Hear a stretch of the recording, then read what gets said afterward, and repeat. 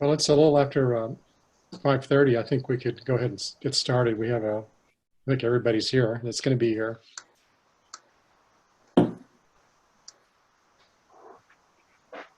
That sounds good. If you talk slowly, then by the time Heather needs to talk, she'll be here. Okay. All right. Well, welcome everyone to the July meeting of the Envision Eugene Technical Advisory Committee. I'm going to be facilitating tonight.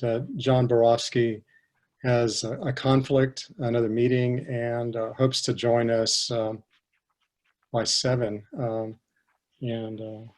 So we'll see how efficient we are, but we probably will use our full 2 hours this evening. I guess the first thing is either Rebecca or somebody on staff could just give a brief overview of the Zoom meeting protocol. And also, if we have any members of the public that would like to provide any public comment, we'll do that. They need to, I think, raise their hand, and maybe staff can go over how to do at the beginning of the meeting. So, Rebecca, if you or someone on staff could just go ahead and go over the Zoom protocol, that'd be great.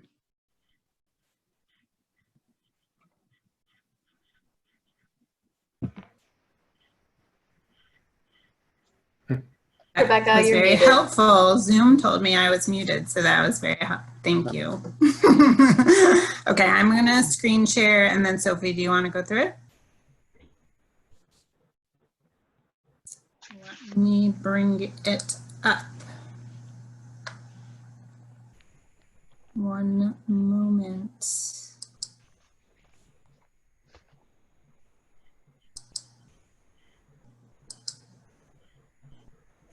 There we go. Sophie, did you want to go through or do you want me to? I can go through. Okay. So same as last time, welcome to our second virtual meeting. Please stay muted until it's your turn to speak. Sometimes there's just weird background noise going on. Please use your video if you're able. I'm making my way through a spicy meal, so I'll spare you from seeing me cry and turn off my video. But if you're confident eating and using your video, then go for it. Use the raise hand feature to be put in the queue, and this is the same for anybody that is wishing to provide public comment. I'll go over how to do that in a second. Staff will assist by the chair managing the queue. We'll kind of go back and forth. This is our first hybrid with Howard. Please do not use the chat feature. It gets really weird for public records. And this meeting will be recorded and act as our minutes, but we'll provide a minute summary as well. Can you advance, Rebecca? So here's where the mute button is. I think also we have the power to mute you if there's weird background stuff going on, but we just prefer you do it. And then the next one.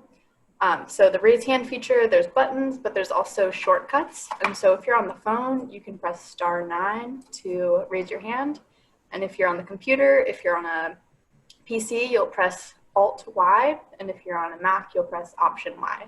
And I just wanted to go ahead and see if we could practice that right now. Just have everybody on the EETAC raise their hand, make sure that it's all working. And I'll be able to see that.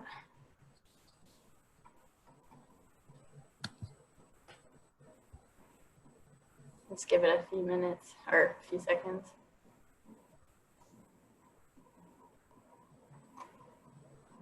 All right, I see only 4 of you raising your hand right now. So it's either Alt-Y, Option-Y. You can also click the button at the bottom that has a couple people that says participants, and then at the bottom of the participants pane, we'll have a raise hand feature.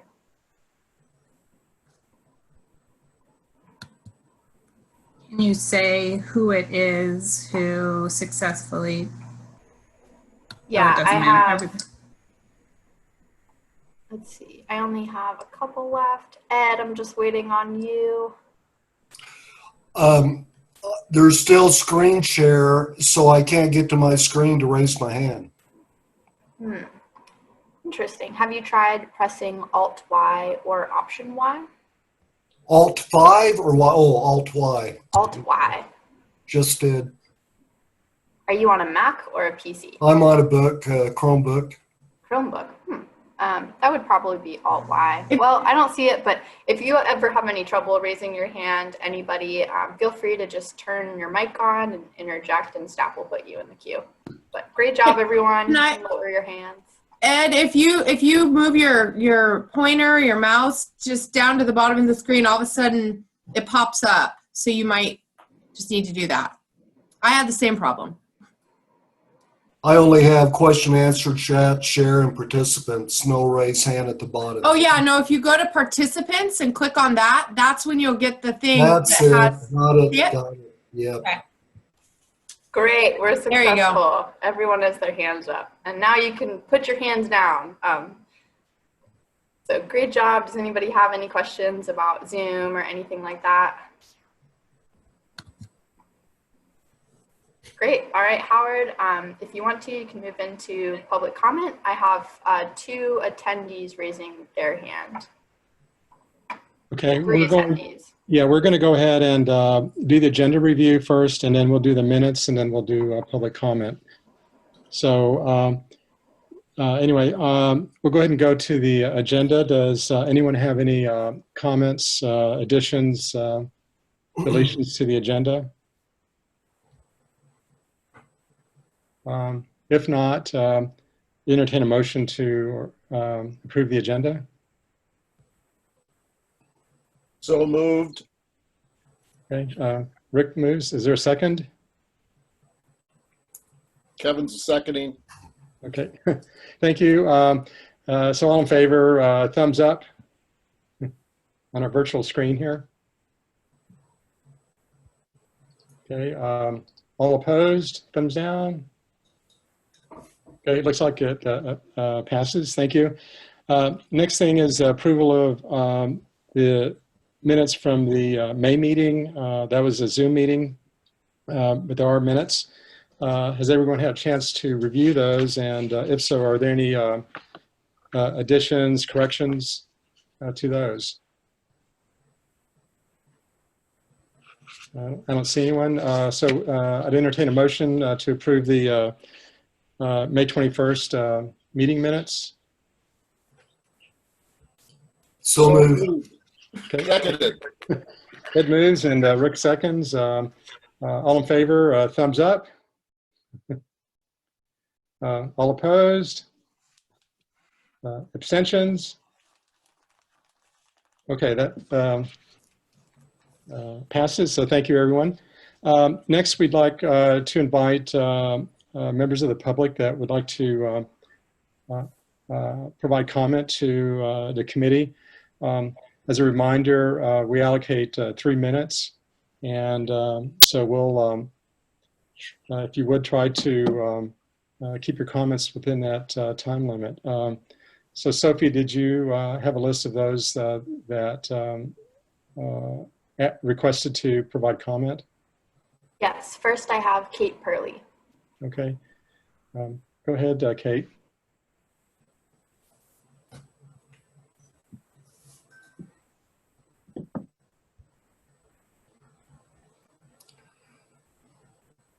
There we go. Oh, there we go. Sorry, I've spoken to you before, but I just think it's important to reiterate that one of the most cogent messages that we've learned from our most recent pandemic is that our future is not going to look like our past, and that we're going to have to meet as many of our needs as we can from closer to home in the future. And a resilient future for our community has to include a robust local food system. And our best option to make sure this happens is to preserve as much high-value farmland as close as possible to our existing city. And that would look like preserving all class 1 and 2 farmland into the future to create enough aggregated mass of agricultural land to make agriculture a profitable, conceivable, thriving part of our economy and our resilient future. So I'm just putting in a plug for remembering that we all eat 3 times a day, and as far as we can tell, there's no substitute for food. And the quickest path from field to plate is the most efficient way to get food from our to get food into the nourishment, or to get nourishment to our populace. So the closer we can have food to the people who are needing to consume it, the better we're doing in terms of energy outputs, climate change mitigation, community building, and a resilient future. So thanks for considering. Thank you for those comments. It's much appreciated. Sophie, do we have anyone else that would like to provide comment? Yes, next I have somebody on the phone, and their number ends with 030.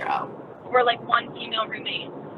This is Phil. I'm on the phone. I sent you an email to that effect, and I have muted myself, and I'll go back on mute. Okay, just want to make sure when I hit *9 to try and raise my hand, that was just simply acknowledging that I also wanted to approve the minutes on the agenda. Okay, thanks. Great, thanks, Phil. All right, and next I have Megan Kemple, and I'll allow Megan to speak now. Hello, my name is Megan Kemple. I'm the director of the Oregon Climate and Agriculture Network, a statewide nonprofit organization working to advance and scale up the adoption of climate-friendly ag practices and working at the intersection of climate and agriculture. And my comment is somewhat just supportive and similar to Katie's comment. Just really want to make sure that as we consider the urban reserve options, it's critical that we consider the climate impact of that decision. And that means protecting high value farmland from development. We know that farmland produces fewer greenhouse gas emissions than developed land, and there's research to support that. For example, according to American Farmland Trust, an acre of farmland in California produces 58 to 70 times fewer greenhouse gas emissions than an acre of urban land. For the sake of our climate and the sake of a healthy local food system, I want to really urge all of you to advance the option which will protect as much high value Class 1 and Class 2 soil as possible, and I'll complete the urban reserve survey as well. Thank you. Thank you, Megan, for those comments. Sophie, is there anyone else? Yes, I have one more person. I have Dawn Heedy, and I will allow Dawn to talk now. Hi, folks. Don Hetty. I'm here to listen and learn. You're never late to your first meeting. I've been attending a few of these. I may have something later. I'm joining the process rather late, but I'm coming up to speed. I've read, and that's why I'm here this evening. So thank you all for your service. I'll be quiet, and this affects a number of things. I'm not going to make any kind of policy or opinion statement. Just know that I'm an interested citizen, long-term resident of Eugene, happy for the opportunity to join you, to learn, and to help. Thank you. Okay, thank you very much for your comments. Okay, is that, Sophie, is that the last of the people that would like to provide comment? That's everyone I have. Okay. Howard, sorry, I can't find raise my hand, but I was wondering if we could get an identity of the person who was 030. That was Phil. I'm sorry, it was who? That was Phil Phil Farrington. Farrington. It's Phil Farrington. He is calling in. So can we, so it looks like we made Phil a panelist, not just an attendee. That's what I was going to request. Okay, great. That's correct. Great, thank you. Okay. All right, well, to members of the public that provided comments, thank you. Appreciate you taking the time to provide some input into our process on urban reserves. did Heather join us? I did. I'm so sorry about that. I'm not sure what happened. It kept making me want to start my own webinar. And I was like, no, I need this one. So anyway, you're up. Item number 2, if you'd like to talk about representation, please. Okay, great. Yes. So I don't know, Tiffany, is she on? Is Tiffany? There you are. Sorry, I'm just now getting oriented here. So Tiffany, Do you want me to put the agenda up, or is that not necessary? Nope, I'm good. Okay, I just wondered if Tiffany, you wanted to mention what your new job is before I start talking about the bylaws. Oh yeah, definitely. I can let everybody know. I can never remember what meetings I've announced this in. So I left the chamber at the end of June. I was with the Eugene Chamber of Commerce, one of the hats that I wore in this group. And I started on July 6th with LTD. I am the Intergovernmental Relations Manager, which basically means I'm leading their government relations for the district. And so I started doing that on July 6th. And so I'm now officially an employee of LTD. I also officially still sit on the Planning Commission, and I think John Borofsky and I are the 2 planning commissioners that sit on EETAC. So whatever we need to do with that information, you all now have it. So there you go. Thank you. Yeah. So I think this is generally just an update for everyone. You all were very forward thinking when we put together the bylaws. We knew that there would be some changes. People might change roles. People might leave the EETAC. Tiffany has indicated that even though she's changing jobs or has changed jobs, she would like to stay on the EETAC. And the bylaws actually talk a lot about how it's really important to maintain that knowledge base, especially before we get to our first growth monitoring report. Super important.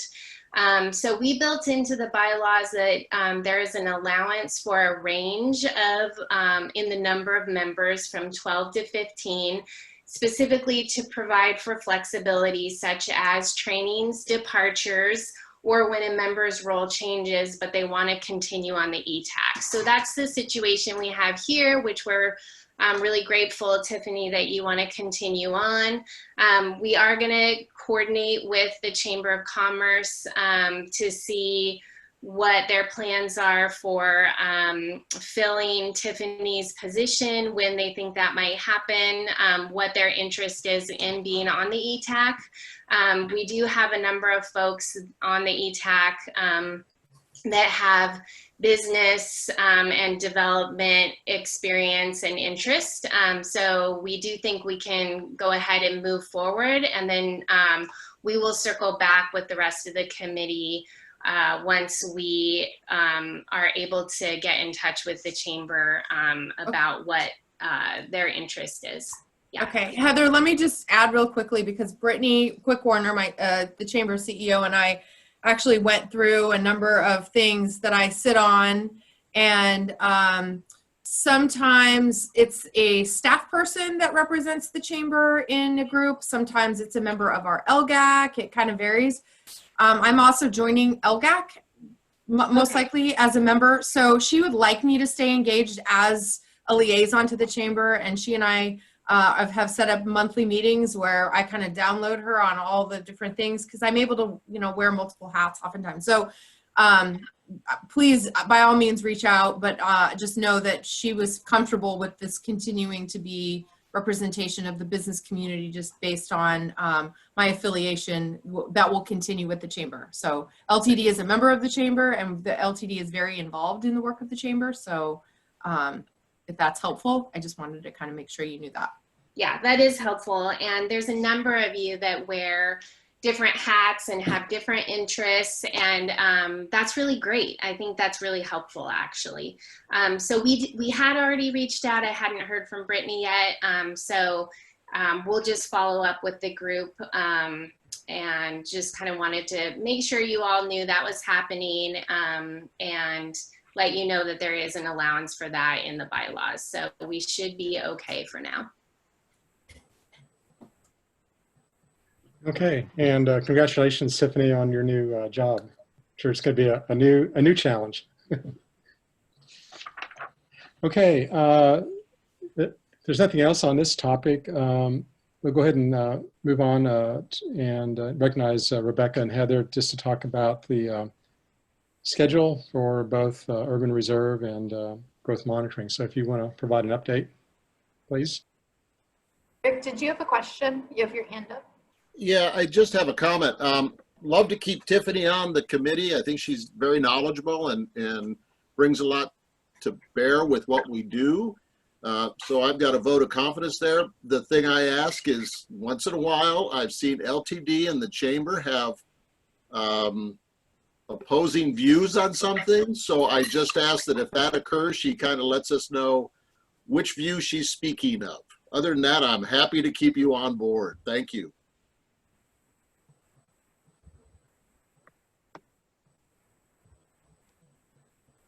Didn't mean to cut off that previous conversation.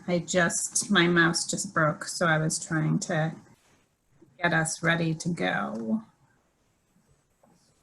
Does anybody else have anything that they want to add about that?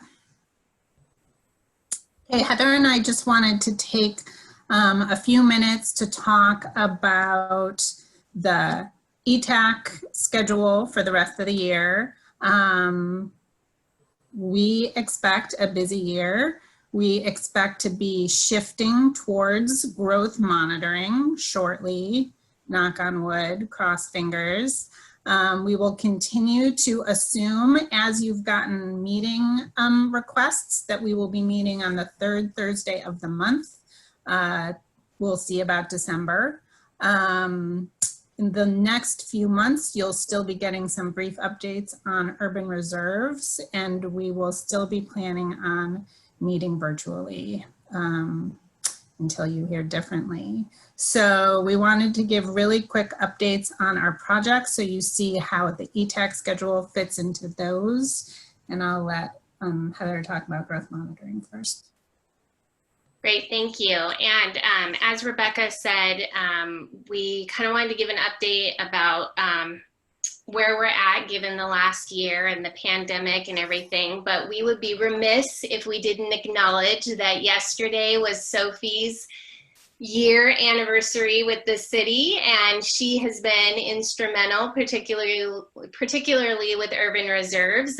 So you all have been around for her year, and we just want to thank her and acknowledge her and give her a round of applause for all of her work. So and it would be louder if we were all together, but such is the virtual celebration. So just real quick, I don't want to walk through this too much, but just to give you a quick update on growth monitoring.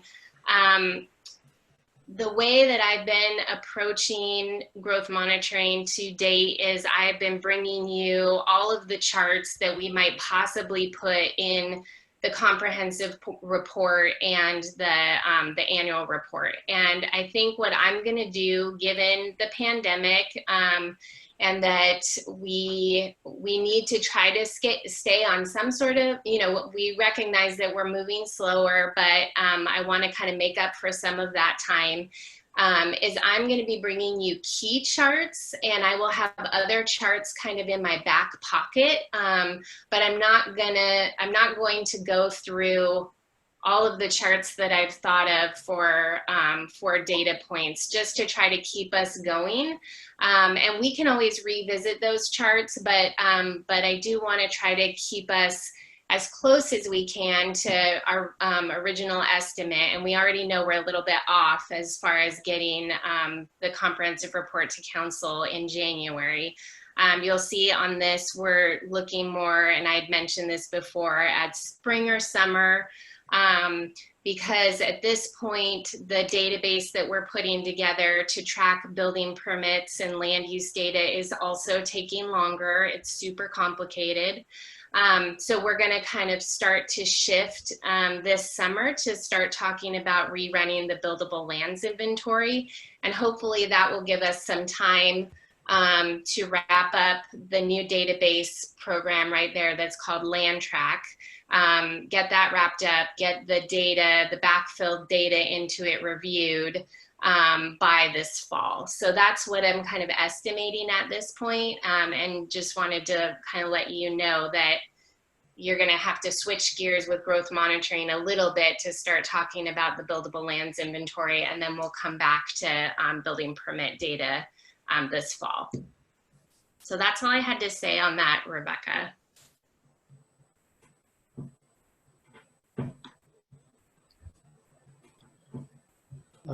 Does anybody on committee have any questions of Heather as far as the schedule on the growth monitoring? Rick, I see your hand's up. Oh, of course, my hand's up. So Heather, is there a plan for dealing with COVID? Do we see a different history occurring with building changes and uses and all kinds of things? I mean, how are we going to deal with this blip if it actually is occurring? Thanks. Well, I think that's an excellent question. And part of what will be nice is that in a way, I'm trying to find the silver linings of things taking longer. And so what will happen is that we'll actually have data from most of this year, and we'll see what that looks like. And then it will be up to the EETAC to kind of look at it, just like we had to look at data that was during the housing boom, which was a period, the single family housing boom, which was a certain period of time, and the apartment housing boom, which was a certain period of time. Then we had the recession. And so you have to kind of look at it long term and try to, I guess, average things out. But it is going to be hard because our first comprehensive report is going to be on the heels of the pandemic. And frankly, we have no idea, you know, what the effect is going to be. I mean, we've been reading economic reports and things like that, but, you know, I mean, I have no idea what the data is going to show us when we rerun it at the end of this year, and probably we'll have to rerun it again early next year to try to get the most up-to-date data. So that is the golden question, is what does the data mean? We really haven't dug into that yet.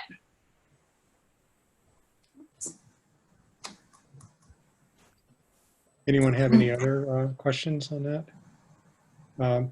Just a comment, you know, through Ed's group, the home builders and those that are building multifamily, maybe, you know, they might help and get their crystal ball out and you know, see what the market demand is to figure out, you know, what the impact has been, if any. Anyway, you want to go ahead and talk about the urban reserves now? Yeah, just super briefly. You saw this graphic at our last meeting. It shows our revised timeline taking the pandemic into consideration. We were supposed to be having our online, or not online, I say that so much now, our open houses back in the beginning of April. Sophie's going to be talking about our virtual open houses, which is happening right now, which you see here in this yellow June, July online public engagement area. We've got meetings with our planning commissions, city and county, in August, and then we have on August 3rd and 4th, and then the 17th with the city, and then the 18th as a second meeting on pending, if we need it, with the county. I put the dates in here for you guys. And then we have a joint meeting with the board and the city council on September 21st as a work session to for them to hear an update and information and recommendations together and have a discussion together. And then they will follow up by having separate deliberations in October. Oh, I have the 12th down twice. That's wrong. It's the 12th and the 13th. There may be more meetings needed, likely, but that's what we have scheduled for right now. So if we don't have any questions on that, we wanted to move and talk to you about our virtual open house. give you some info on that. All right, I'm going to share my screen. Okay, can everybody see that? Yeah, thumbs up. Yeah, great. So you may recognize this. I hope you recognize this. This is our Urban Reserves webpage. And this kind of hosts most of our information. It's updated right now with an updated project timeline, a graphic directing people to our story maps, PDFs of each of our options, and direction to take the survey. But really what I want to talk about is our Engage Eugene page. So we piloted using this back after the January open houses to see if we could reach people that didn't attend the open houses. And now we're just using it for everything. So here it is.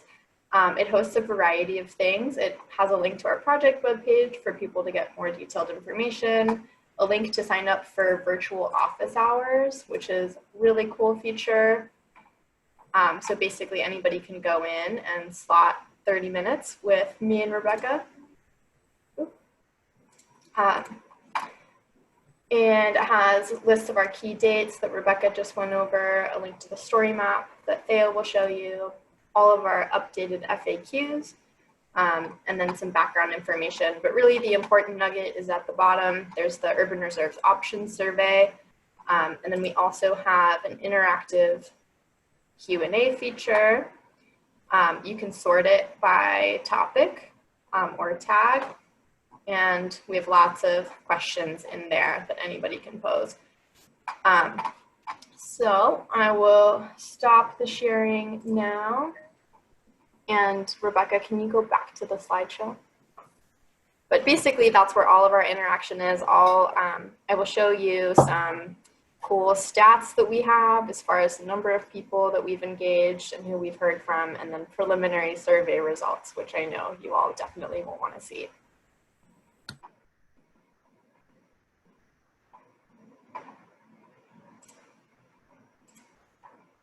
And this is just a list of a lot of the outreach that we've done. We sent postcards to study area residents twice. We have a Facebook event going. We're posting on our Facebook. We rebranded our Facebook to Huge Planning. All of you should follow it and engage with it. We announced the Urban Reserves options on our Huge Planning newsletter, and almost 5,000 people opened that, and 100 people clicked on our survey. We posted it on our City Council e-newsletter. We emailed county and city planning commissioners and city councilors and the Board of County Commissioners. We let our interested parties list know. We let the service provider working group and triple bottom line sounding board know. Of course, we let you all know. We emailed all of the chairs from all of the neighborhood associations, put an article in the neighborhood bulletin, and Rebecca's going to prepare a media release. One very kind person said, I feel very taken care of because I've heard from you 7 times. But that's the goal. Can you advance the slide, Rebecca?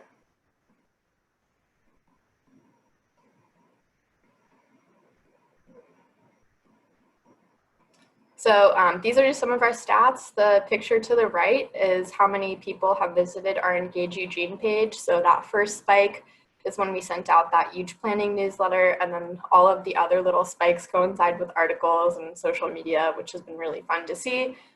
We sent 2 postcards out to all 1,603 property owners in the study area. So it's not just folks that are considered in the options, it's everybody we've originally studied. And so we have that second spike is when we sent the first postcard. And then the very last spike, we just sent a postcard out last weekend. We've had 5 days of virtual office hours, but we just added another 3. So it'll be 8 total. We've had 362 web page visits in the last month, 568 Engage Eugene visits as of 4 p.m., over 500 story map visits, 79 new Engage Eugene registrations, and 95 surveys already. So who have we heard from? This shows that over half of the people that we've heard from do not live in or own property in the study area.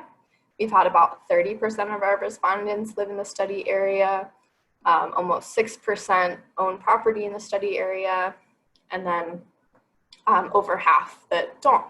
And that's really good because it shows that we've been reaching a variety of people. We've sent out 2 of our postcards, and we saw a little bump in folks that live in the study area answer with our last postcard, but we're reaching people inside and outside the urban growth boundary. So here's the meat of things. This is all preliminary. I would have put a draft watermark over it if I could have, so nobody whip out their camera phones, please. This is as of today at 4 p.m., preliminary. So these are the survey results. This is the response, this is representing the responses so far for the 30-year option. The pink and the blue are the opposition. It's either strongly opposing or opposing. And then the duck colors, the green and yellow, are supporting, and the purple is neutral. I lumped it together in the side. So overall, 34.5% of people support the 30-year option, about 15% are neutral, and about half oppose. And the primary comments that we've received on the 30-year option is that it does not preserve high quality soils. Then there's the 29-year option. This one is definitely a bit more split. We have about 37.9% of folks supporting, 17.2% neutral, 44.8% opposing. And with both the 29 and the 27-year option, there were no specific comments directed at them. 27, very similar. We have 41.4% supporting, 17.2% neutral, and 41.4% opposed. And then the 10-year, this was the one that was disliked the most. It had 31% supporting, 16.1% neutral, and 52.8% opposing. And the general comments here were that that 10 years is too short-sighted of a planning time frame, and that the overall option is too fragmented. So the survey themes overall, after we have folks rank their options or provide feedback on the options, we have just a general short answer question. Lots of folks brought up soils. That's by far the most common comment that we've had so far. There's generally a support for those longer term options. And when people say that, they just mean not the 10-year. Like I said, they said that 10 years is too short of a planning time frame. There were quite a few comments about like, why aren't we building more densely and building up, and about balancing building up and out. And then there were a few comments about the connection to climate, preserving soils, but also not sprawling out as much. And the last thing I will say is spread the word. Survey's open until July 26th. That is next Sunday. We're going to have another push in our planning newsletter. We're going to post on Facebook. Anybody that takes the survey until the 26th will be entered to win a $100 grocery gift card. And here's an example. You can just tell your friends virtually or from 6 feet away to take the Urban Reserves Option Survey. It's the most popular thing in town. And that's all from me. All right, so as Sophie mentioned, I think, Rebecca, you'll have to stop sharing before I can share my screen. But the story map that we developed has gotten over 500 views recently, and I'm sure that you all have seen it since it was part of your homework for tonight. But we are going to go over it very quickly just to point out a couple things that you may not have noticed on your own when you were looking at it. I'm trying. I can somebody manually take over control? Thank you. Oh, I was getting there, but thank you. My dead mouse is hampering my mobility. I also just wanted to say Tiffany has her hand raised. Tiffany, do you want to go ahead? I just had a really quick question. I don't remember if this group captured our preferences towards the 30, the 29. I remember weighing in, but I didn't know if we actually kind of captured what the consensus kind of was in the group. And the only reason I ask is because the folks that are a part of this this ETAC, and I mean, we understand the justification and where we went through this whole long process. And so I fear that sometimes when the public just sees a map and then they're like, oh, I like this option, or I don't like this option, they don't have the full context. So I'm just curious to know if we were, you know, if we were polled in the same way, and if they were relatively aligned, more or less.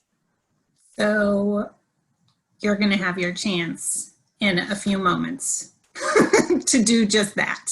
Okay. Well, I did take the survey, so I didn't know if you were we will include your input in the survey results, but we also want to hear from the ETAC as a group and know if the ETAC has a preferred option and where the ETAC falls with that. So last time what we discussed was support for moving those 4 options to the public. And this time we're going to talk about the preferred option or alternative.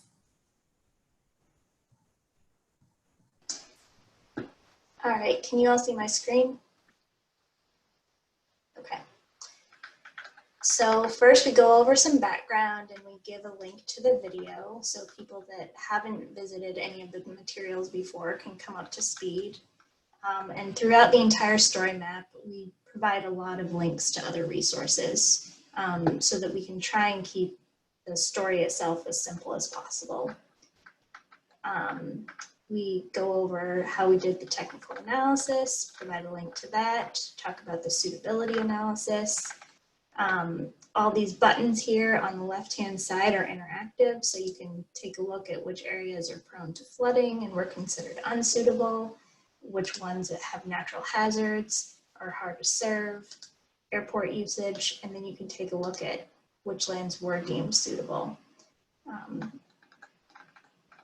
When you come down here, it talks about all of the priority land categories, which we're saying are first, second, or third consideration.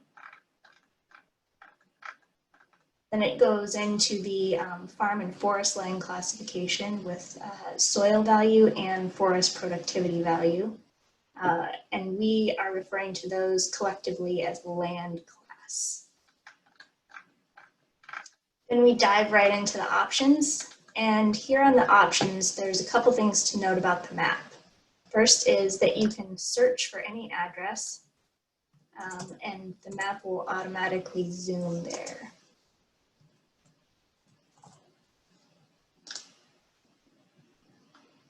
So once you're zoomed in, you can click and it will tell you whether or not that particular property is included or excluded from the option. You can also zoom into where you are currently located. I'm not in the study area. You can go back to the initial view and you can also click when you're over here to see a different property, whether it's included or excluded. And then you can hover over the little legend icon down here to see the legend if it's not clear from the coloring of the text. So those are the general functionality of all of the option maps. And then we have an overview table so that people can get the general idea and much more detailed numbers about acreage and density and what's included, what's excluded. And then of course, a link to take the survey. So that's the general overview of the story map. I will stop sharing now. Does anyone have questions about that?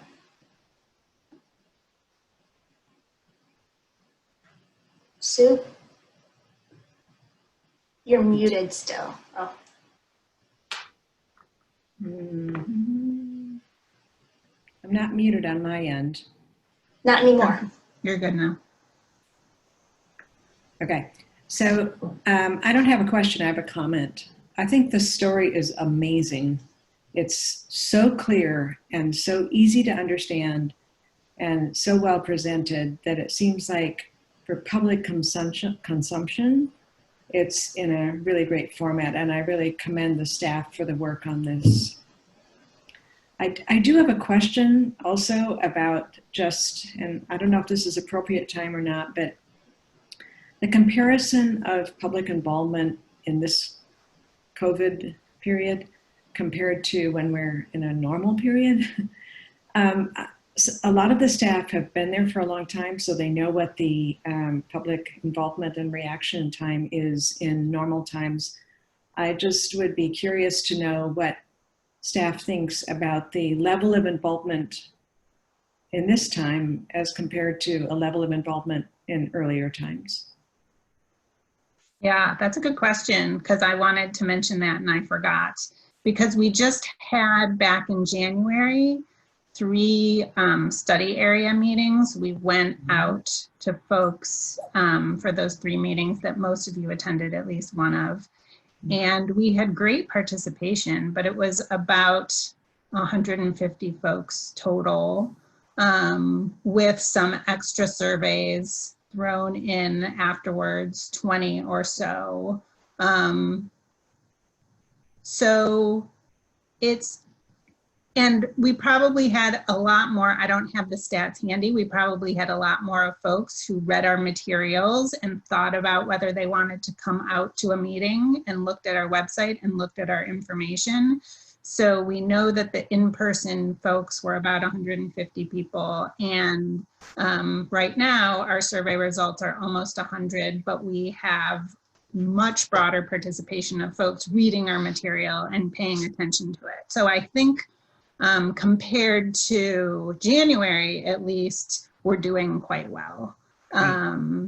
So we're pleased so far. We've had, we've scheduled a solid month. And I think that, and it's also closer to decision making. So I think both of those things are helping people pay attention. So we're pleased so far. Thank you. I think Kevin had his hand up. I'd like to just underscore actually what Sue just said. I was really, really impressed with communication tool that you've created. The interactive quality of it was very sophisticated. It was like the New York Times practically, it was really nice. So I really a thumbs up. Yeah. I don't know if this is the point in time, but I thought I would insert something here so that as we go into the discussion of the alternatives, you can bear in mind that I think that our decision makers might be well served with a 5th alternative to consider, or an additional one if we squeeze the other ones down. And that's, maybe for lack of a better word, kind of a punt alternative. The world is changing. We've got COVID all around us, but the big change that affects our thinking about urban growth reserves didn't exist when we started, and that's House Bill 2001, which is going to radically change density assumptions that form the foundation of a lot of the decisions we've made. We're doing a very forward-looking thing. We're looking 10 years to 30 years out in the future. And so it seems like our decision makers, however we move forward, that needs to be clearly on their radar, that the density assumptions about the current urban growth boundary and the assumptions that we've been using for the urban growth reserves may look very, very different early next year. The task force, the implementation task force for House Bill 2001 is due to, or they're hoping to have a set of recommendations, I think, by the end of the year. That may go on a little bit longer, who knows? And then I'm sure there'll be ongoing stuff, but we will all have a better picture. We can't sit here now and say, well, what's going to be the effect of House Bill 2001? I think everybody on this panel knows what House Bill 2001 is all about.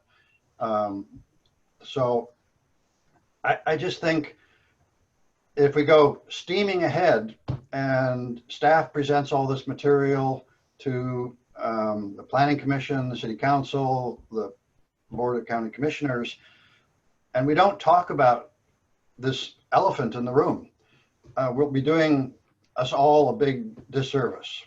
And the community is going to scratch their head and say, huh, why weren't they talking about that? So this may not be the moment to go into it in detail, but when you think of those alternatives, maybe there's one off to the right, which says, maybe we hit the pause button. I don't know what the right strategies are, but maybe we hit the pause button and we focus on the growth monitoring for the rest of the year. I don't know. So I'll end it at that for other discussion.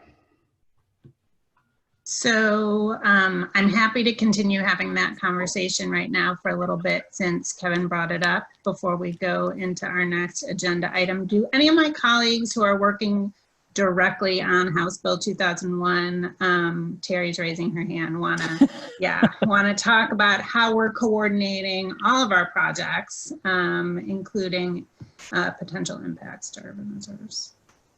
Yeah, I would just start by saying there's a lot of moving pieces, as Kevin was just saying. There's rulemaking going on, and we're just launching our process with the City Council on middle housing, aka House Bill 2001, next Wednesday, July 22nd. So at that meeting, we'll bring the council a draft public involvement plan and an approach to do the work to meet the deadlines imposed by the House Bill, which are still June 30th, 2022. And if Eugene, for some reason, chose not to develop their own code, our own code, we would need to implement the model code that's under development right now at the state level. All that being said, there are limitations on what any city can assume in terms of additional infill in their buildable lands inventory, and it's 3%. And so that's written into the bill, I think, to protect cities that are engaged in ongoing work like we are, but nothing will stop us from evaluating and using not only the results of growth monitoring, but trends between the passage of House Bill 2001 and our implementation of it and our future density and infill rates. So I guess what I'm saying is we are anticipating wrapping the results of the House Bill into our future planning work across all projects. And I think it's a wise piece of advice to talk about that as we talk about urban reserves. And we're talking with the council about House Bill 2001 specifically next week, but when we go to decision makers about urban reserves, I believe we should explain this up front and how all of those factors are being tracked.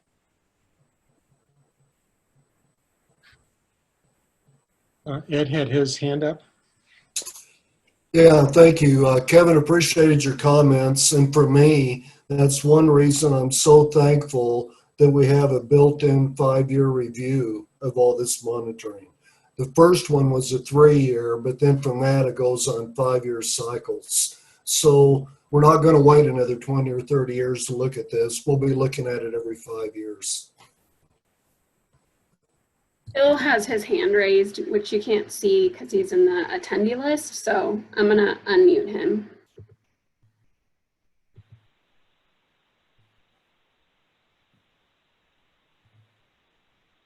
Phil?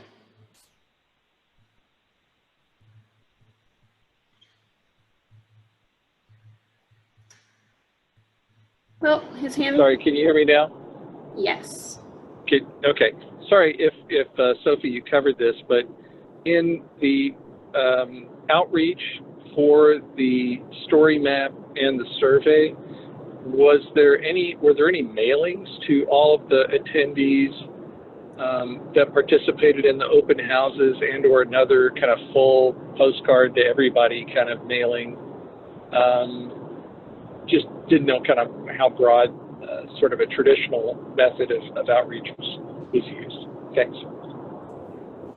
That's a good question. So we sent 2 postcards out one a couple weeks ago and one this past week, to everybody within the study area, including that Fisher area. And then at the open houses, we did ask folks for their address but that was a voluntary thing. People had the option to be added to the interested parties list, which is an email list on the comment form at all of the open houses, and we did update the interested parties list as well. So 1,603 people got 2 postcards, and then I'm not sure how many people are on the interested parties list, but they got an email.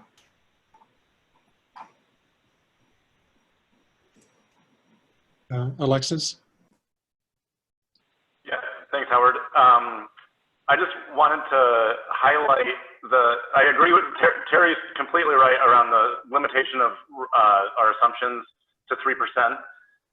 But we are also making assumptions in the urban reserve process that are not about infill development, but about greenfield development in the areas that we'll be expanding to. I think the assumption was that we have approximately 5 units per acre in the areas that will become the urban reserves.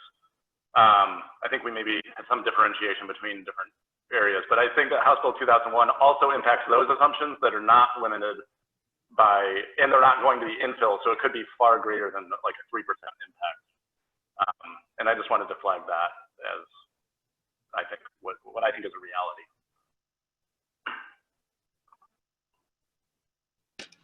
Okay, thanks, Alexis. Are there any other comments? I guess I have a comment. I would just say that, with growth monitoring and all that, I think that will kind of guide as the need to expand to UGB. And I agree, that probably in the future there will be higher density. I can't imagine, just because of, if nothing else, housing affordability, in land value, whether the current assumptions on density will hold true in the future. But I would think that growth monitoring and kind of understanding what the needs are and future population growth and all that will kind of guide as to whether the UGB would need to be expanded into the urban reserve. And I kind of view the urban reserve as kind of a placeholder, and hopefully eliminating class 1, class 2 ag lands, and with the idea that we may or may not ever expand in those areas, but at least the city might have that option in the future if the need arises. So I think Lisa has her hand up. Thank you. Kevin's idea of a pause option is interesting. I know many times when elected officials have recommendations by staff, there's oftentimes a no action option. So, we might consider the pause button. So we've been talking about density, and I noticed in Sophie's presentation about responses to the survey that climate came up as one of the top 4 concerns.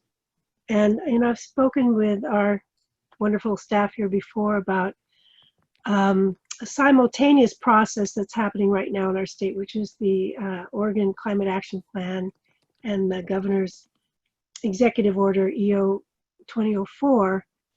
And I wanted to just read a short quote from the Department of Land and Conservation, DLCD, and their response to the governor, which I think has bearing on our deliberations, our considerations, and might point to the need for a pause. But they're predicting that, in about a year, at the close of 2021, actually June 30th, 2021, they're going to have a proposal to the governor, and their goal is to, quote, submit a proposal that considers the adoption of state goals for carbon sequestration and storage by Oregon's natural and working landscapes, including forest, wetland, and agricultural lands, by protecting the state's farm and forest through urban growth boundaries. Oregon's planning program already incorporates a fundamental policy of carbon sequestration, and then they go on to talk about going a deeper dive there. So that might be another process going on that will affect how Eugene handles its farm and forest land and what that means for our urban reserves.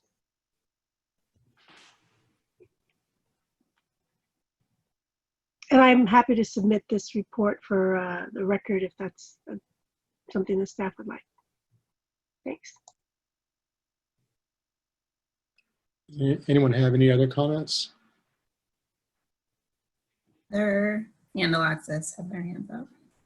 Yeah, I'm gonna, I have to leave, so I'm sorry I'm gonna miss the later part of the discussion, but I just wanted to kind of mention, as Ed pointed out, we are going to do a review after this first one every 5 years, but annually, we're also planning on doing an annual report of key data, and density's gotta be one of those key data points, right? So we're gonna want to track what is actually happening with density. And I think Terry mentioned this, but I just wanted to re-emphasize that we are also tracking dates of code changes that will affect the way we grow. So as soon as we adopt our compliant code standards for House Bill 2001, we will know the date that that is effective, and we will be able to say, here's what's happened to density and housing mix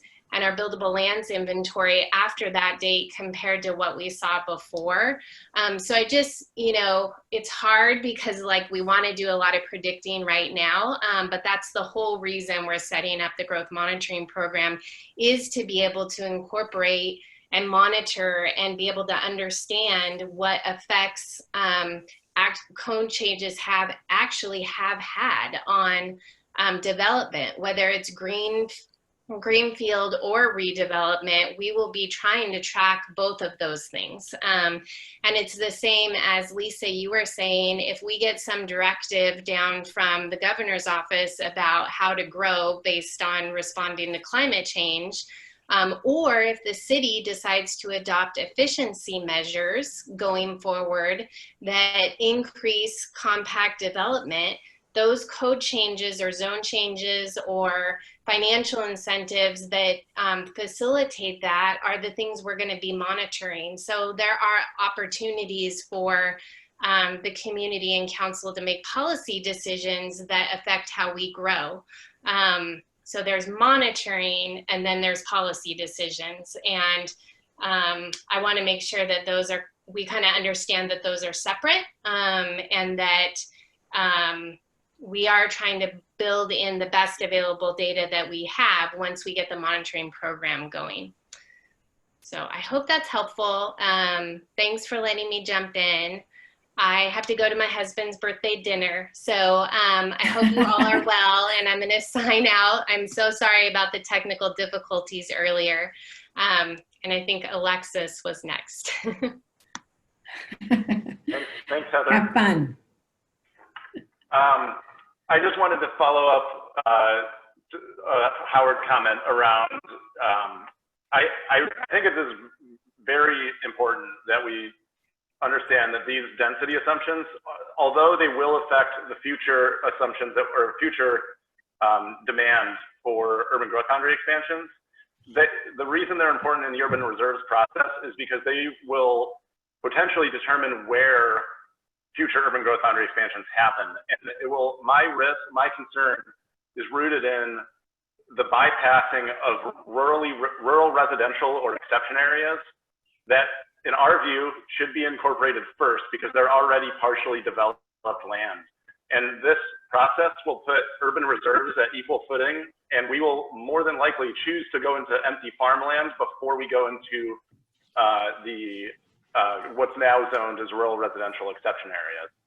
And so the larger area we show now that we need means we're going to allow more of the development to go straight to farmland instead of into rural residentially zoned areas.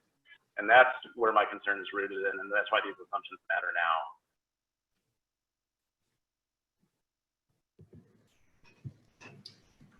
Howard, I just wanted to note that there is a member of the public that has had their hand raised, and he was the individual who said he was new to these meetings. So I just didn't know if we wanted to flag that. Usually I think we only take public comment at the beginning of the meeting.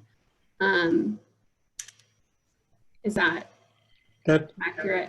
That's correct. I mean, that's usually how all boards and commissions operate. So I just wanted to let him know that, and that we saw his hand, but he can follow up by email or join us next time. Exactly. Thank you. Are there any other comments? I know we're going to, most of our meeting, our remaining time is, and I think we've already kind of gotten into it a little bit, but is to, one of the main things that we wanted to try to accomplish tonight, if we can, is our recommendations to staff. And, there are two parts of that. And, the first being whether we as a committee feel that the technical analysis that's been conducted, whether that was sufficient, and then the second part is, if we can, to try to come to consensus on having a preferred option from the committee. And so anyway, I'd like to turn over to Rebecca as we're going to kind of get into that. The other thing that was pointed out in the agenda was also that in our bylaws, we do have a modified consensus approach to decision making, especially on major decision points. And these two questions, if you will, are major decision points. So our goal is to try to achieve consensus on going forward with these. So I'd like to turn over to Rebecca to help lead the discussion.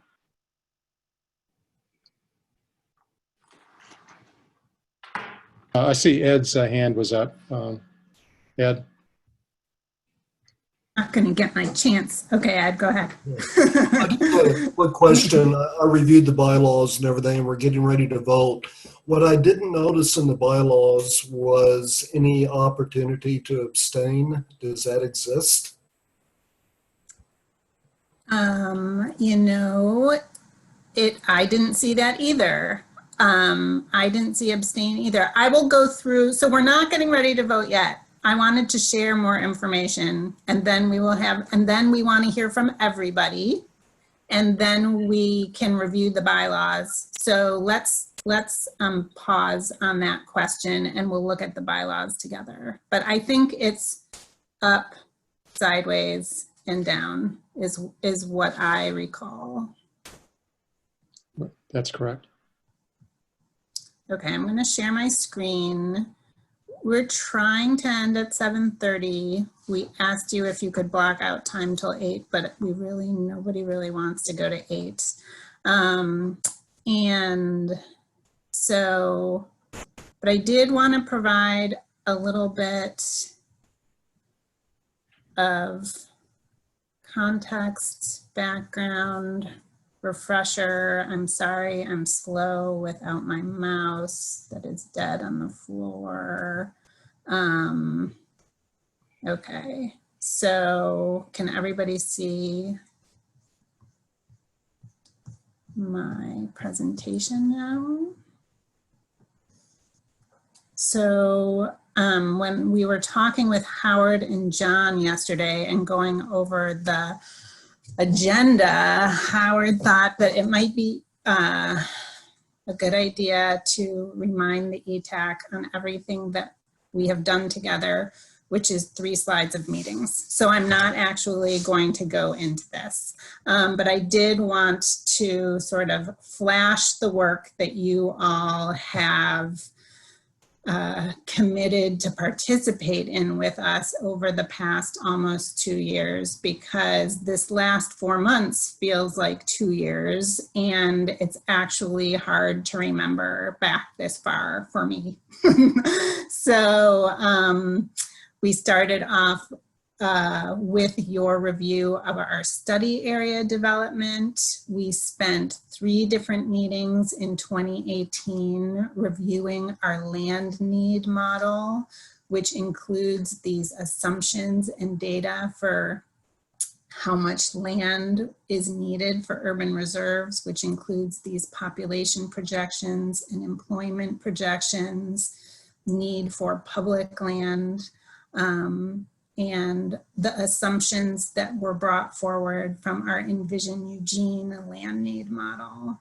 So we spent a number of meetings reviewing that. Until then, we moved to our land supply model. Our land supply model is our GIS model. The land need model is the crazy, complicated Excel spreadsheet that feeds into the land supply model. So in 2019, we spent 3 meetings with you reviewing the land supply model, the methodology, and the details involved in that. And then we spent some time re-reviewing our population estimates and forecasts because Portland State University came out with new 2019 population forecasts. So our 7th meeting was spent reviewing that and how that would change our land supply and need interactions. In May, we reported out on our work with the service providers and our triple bottom line group and our planning commission updates. And then in August, we reviewed with you our average residential capacity methodology, as well as our serviceability analysis. We looked at serviceability for all of our 16 sub areas throughout our study area and gave you the first of many updates on our suitability analysis. So at that meeting, we were moving from our technical analysis, wrapping that up and moving into our suitability analysis. We spent a good amount of time all last fall reviewing the different components and approach of the suitability analysis in a sub-area by sub-area manner. As you'll recall, Audrey and Sophie went through each sub-area and reported out on our suitability analysis based on state direction.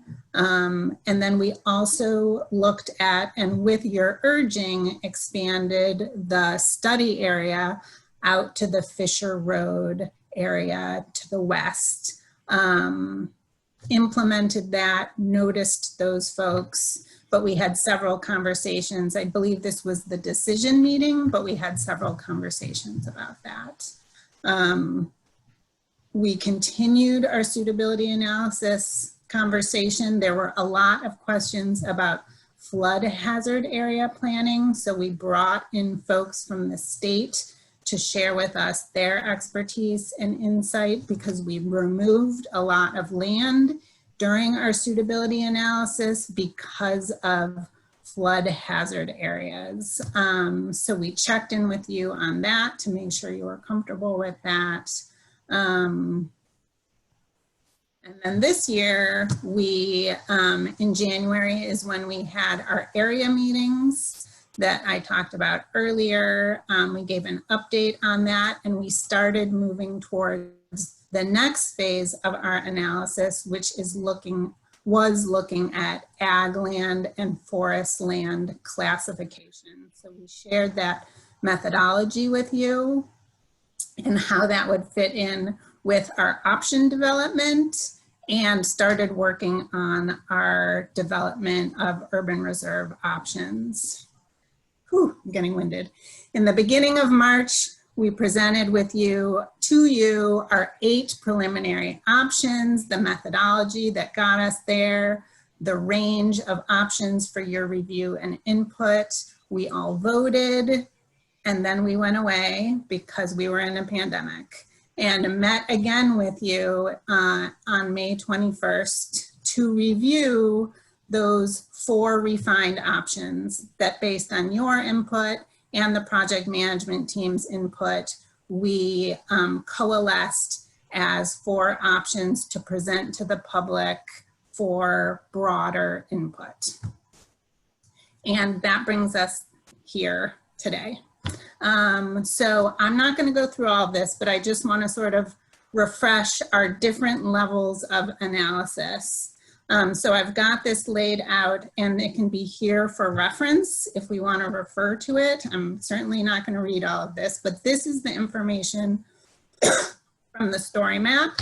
So this is how the 30-year option is shown on the story map. It shows the suitable lands that are included in green and the suitable lands that are excluded in red. And it describes them, and it describes the pros and cons of this option. So this is sort of the high level that we presented to the public. This is the like making the sausage. These are the analysis maps that we've shared with you previously. The red area here corresponds with the red area here. But this got into the details of determining what would be the most likely or most suitable 30-year option. This again, red area, which I've shown you previously, looked at the underlying uses of the land. And then this is an analysis map that we haven't shared with the public yet, but we're going to share at our planning commission meetings, where we have simplified our analysis a bit. We're now not looking at the area we have removed. Those suitable lands are gone. We're only looking at, this is what we're proposing as the 30-year option. And we have flattened into this robin's egg blue gray color all of the non-resource lands. So the non-farm and non-forest lands, the exception areas, residential and industrial exception areas, and the marginal land. So the non-farm and forest land is now in this light blue. And so what we're focusing on, as you can see, can you see my cursor when I do this, when I'm screen sharing? Yeah, no, okay, never mind, that's not working. So, yeah, maybe. So the farm and forest land classification is this color palette over here. So it shows you what's remaining. So you can see in the 30-year option, there is still a chunk of class 1 and adjacent class 2 soils that are remaining in this option. It's helping us focus in on that. It also shows us committed land, this dark gray, like over here in the Russell Creek area. This is all included in this urban reserve option. But as you can see, a large area of Russell Creek is actually committed lands. It's parks and schools and substations. So it shows you a little bit more nuanced what is included based on our land classification system. And then this map is what we're calling our context map. It flattens all of that information. This is on our website now and on our Engage Eugene page, and it shows the context. So it shows these green urban reserve areas, and the dark green are the parks, and it shows you the connections to the existing urban growth boundary. So this dark shaded area are the incorporated areas, the white are the unincorporated areas. So we're calling it our context map. It's a little more simple, but it shows how the urban reserves area may interact more with the land inside the urban growth boundary. It shows you what's going on there. So I've just got this laid out for all 4 of our options, which I know you have all reviewed and thought about, so I don't need to go into detail on it. But this shows the 29-year that is in the story map. This shows the analysis maps we've talked about before. As a reminder, this is the version that removes all class 1 soils. So you can see that the yellow is highlighted because that's the class 1 soil. that's no longer in this option. It has all been removed from this northern area where there currently was class 1 soil. That's this option. The next one is removing the class 1 soil, which is now in this red area, the class 1 soil and the adjacent class 2 soil. By doing so, it gets us down to approximately 27 years of growth by providing enough land for 27 years of growth. What it does is, as you can see in this red highlighted area, is it removes the class 1 and adjacent class 2 soils. This is the underlying area.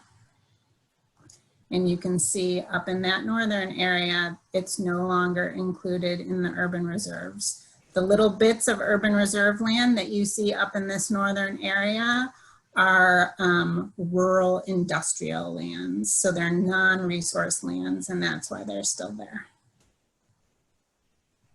And here it is in our context map. And then the last version is this 10-year option. This is how we have it described in our story map. The red are the lands that are removed. We've removed all of the agricultural land and forest land except for the lowest classification, which is class 6, which you can see clearly in this version. You can see the scattered properties throughout the study area. The nice thing about this map too is it shows you the lands that we studied and whether they are included or not. So you can see there are bits of land that are included up here along Meadowview Road because those are non-resource lands. So they are still included in the 10-year option. But the only farm and forest land is this class 6 lowest value land, because based on how the state classification system works, it inherently has to come in this scattershot system because of the land classification. And here is the context map. So I am open to any questions, but let me just lay out what Howard already talked about, is that what we were thinking was that we would break this into 2 conversations. One is whether the ETAC feels, and this is not worded exactly, you may word this however you wish, but the direction that we would like you to give staff as the ETAC's role is to give recommendations to staff, is to let us know if our analysis is technically sound first, generally, and then second, to hear if there is a preferred urban reserve option. If there isn't consensus on a preferred urban reserve option, that's fine, but we want to capture that conversation, and we want to know what people think. That's the most important part. And we want to be able to capture what people think. And here is like the meat of the bylaws, which we're not going to read, but it does talk about this modified consensus-based decision-making model, which I have highlighted in yellow. And so it talks about presenting an issue or proposal and giving an opportunity for clarifying questions and discussion. I would like to go around and hear from everybody and hear what everybody has to say before we craft any kind of proposal. And then to Ed's point in this B, it talks about a call for consensus, and it says, a call for consensus shall be made with each voting member holding up a thumbs up to support the motion as stated, a thumbs sideways to express reservation and or concern, or a thumbs down to block the motion as stated. We have a quorum, so that's not an issue. And then if everybody agrees, the proposal passes. If 3 or more members have a thumb sideways, then we start the discussion all over again. It indicates a significant discomfort with the motion as stated. So you can we would give those folks an opportunity to voice your concern or to make an amendment. So we can get into the guts of that. Does anybody have any questions? Should I continue sharing my screen, or would it be better to see everybody and I can go back to the presentation if anybody wishes. Is there anything that anybody wants to see again before I stop sharing my screen? This is Howard. I just want to acknowledge that John's been able to join us. Oh, great. Awesome. Welcome, John. Yeah, just testing. Can you guys hear me? Yes. I think I saw Mark raise his hand.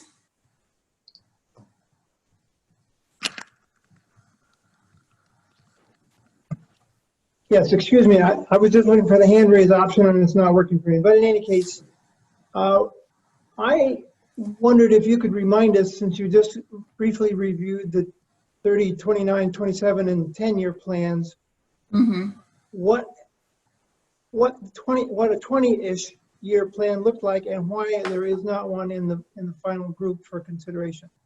Sure. Because yeah, I can show you. Yeah, that's an excellent question, and we've been getting that question.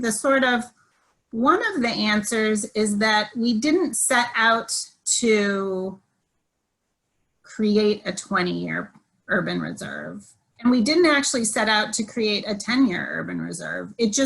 We did set out to create a 30-year. We heard from decision makers they wanted to see what a 30-year was going to look like. So that's where we started. It turned out that if we removed all but the lowest classification of land for forest or farmland, then that was approximately a 10-year urban reserve. So because of that, we showed it as the bookend. So we didn't set out to say what's a 20-year. We picked those middle ones because they removed our highest quality and our highest and next quality, most anyway, farmland. So that's why we picked those, but it turned out that it wasn't close to a 20-year. So we did have an option that was an 18-year, and I'll show it. Can you see that? So this is what an 18-year looks like. An 18-year removes farm and forest properties with predominant land classifications 1 through 3. So the red you can see here is the land that's removed. And I'll show you in this land classification map here. And we shared this with you. This was one of the 8 options that we originally shared. And it is not that, it brings in a lot more land, but it's not that different looking in its land pattern than the 10-year in terms of how land is distributed, especially in these areas here in the west and southwest, in this diffuse development pattern that wouldn't be very conducive for future neighborhood development. And it wasn't significantly different or get enough traction from anyone for us to bring it to the public for review, given that we had 4 other options that people were interested in, and we were trying to not make the conversation too complicated.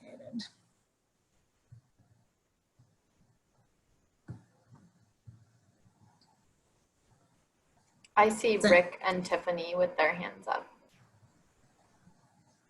So this would be a good time for specific questions, and then if folks want to start giving sort of their general input, then we can start going around too.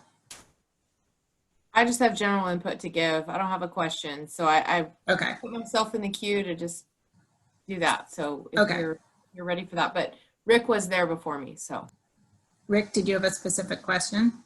So in our document, March 5th, 2019, which is a long time ago now, Yeah.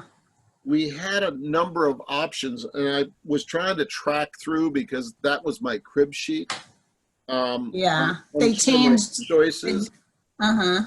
And I was trying to catch up a little bit, and I think I missed, because you had 4 options, which is what we did, and I'm not sure I caught that. Is there a way that you can sort of tell me how your proposal now fits those options then by letter, so I can kind of track my notes back? No, you just said no, but your nose twist. With my face. Yeah. The 30-year option is A. The 10-year option I don't care about that one. I think the other 2 are like C and E? D and E. I think they're D and E maybe, because we had 3-ish different 30-year options. And it should say on there, oh, I don't think I have the letters on here anymore. No, you so don't. Option B, we stopped considering. Option C, we stopped considering. And option F. So it was D and E. Okay. Yeah. Okay, I'll wait for comment later. Thank you. A, D, E, and H. Kevin had his hand up. So, I mean, this is kind of a technical question rather than a comment, and it kind of snuck up on me, and your wonderful graphics highlighted it. The 10-year plan has all these isolated parcels, and I sort of thought one of the principles we were working with early on was contiguity, connectivity to the existing urban growth boundary, both for the purposes of annexation, but also just utilities and everything else. And I guess I just I wasn't paying that much attention to the 10-year option. Am I incorrect that this kind of checkerboarding or hopscotching is an acceptable approach from a planning standpoint? Is an acceptable approach? Right. So, I'm not sure how to respond to whether it's an acceptable. Isolated parcels way out beyond the existing growth boundary. Yeah. With no prospect for connection. Correct. Not a phasing thing. We're saying no, that we're not going to use those lands. But here, way over here, is a little piece of land that meets our criteria. But I thought that would disqualify it by being isolated. Right. So what we did was looked at, we created this area of suitable lands, right? And when we looked at suitable lands, we looked at serviceability issues and things like connectivity when we looked at it sub-area by sub-area. And then we determined which of those lands were suitable to select our urban reserves from. The next way of selecting land for urban reserves out of that suitable land is by land classification. We have to bring in all of the non-farm and non-forest land first, and then we can start bringing in the farm and forest land. And since there is a certain amount of land that you need based on our assumptions for a 10-year urban reserve, this is really the only way the smallest urban reserve possible can look. Because it brings in the non-farm and forest land and the class 6 farm and forest land. My professional opinion is that this isn't the best land pattern for future urban planning and for planning complete neighborhoods and more dense neighborhoods and less expensive, easier to serve neighborhoods. I think that those issues are true, but nonetheless, this is what this alternative would need to look like based on how the state lays out our analysis. So that's why we're showing it this way. So to summarize, the short answer is yes, this kind of checkerboarding is legal in the Oregon land use planning environment for urban reserves. It is legal, yeah. Okay. And it would be legal for urban growth boundary expansion too. You would be looking at those non-farm and non-forest lands first, which are scattered around outside of the urban growth boundary. And so you would first be looking at building on those lands. Okay. Thank you. Yeah.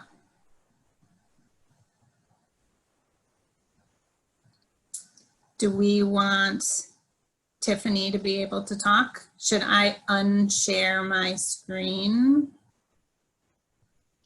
And then we can hear from everybody? Yeah, I would. Since it's 7:08. How's that? Great. Okay. Well, I just figured I would just share kind of where I'm at through this process and let everybody chime in. So I'm really supportive of the 30-year option.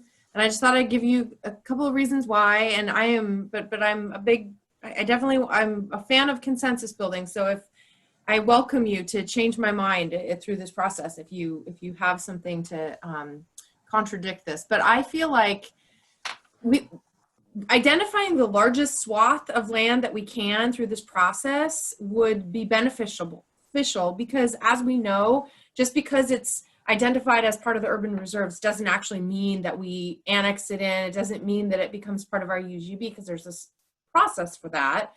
But even if it is part of our UGB, I mean, look at Santa Clara. I think that individual parcels still have that option. It's not a mandate. And so to me, if we can cast a really wide net around as much as we can, that really helps give us a lot more flexibility, continuing down the process. I also think that things that are going to change, like House Bill 2001 or any other statewide or citywide changes that we make to the code that might change our density, what's allowed in the within the city, and various codes zones within the city. It's like it doesn't actually mean that we mandate we build to that, because we know we don't build anywhere near what our allowable densities are. So to me, I just feel like having the option and knowing where we can grow and where we might go, and then have that identified, makes the most sense to me. It doesn't mean that the farms are going to automatically come in and be developed. And so I do feel like I would hate to have to redo this process again every 10 years. And the only other thing I would say, and this is kind of just speaks to the speaker that addressed us at the beginning, is that while I absolutely support compact urban development, I also think that there is something to be said for home building in the built environment and the sequestration of carbon, because empty farmland that doesn't have houses on it doesn't necessarily sequester more carbon than built in, houses made of sticks. And so I think that the verdict is still out on that. So I definitely want more information about that, because I've been hearing that, but actually I've also heard that that's actually not the case. It just depends on, you know, what the densities look like, because if you have residential development with hundreds of homes in an area that previously was a grass seed farm, you probably are actually sequestering more carbon. So that piece of it, I really, it's important to me, because I do support, you know, trying to lower our carbon emissions in any way we can, but I do want more information about that before making such a big decision based solely on that. So I'm 30-year at this point, and that's kind of where I'm at. Rick's hand is up.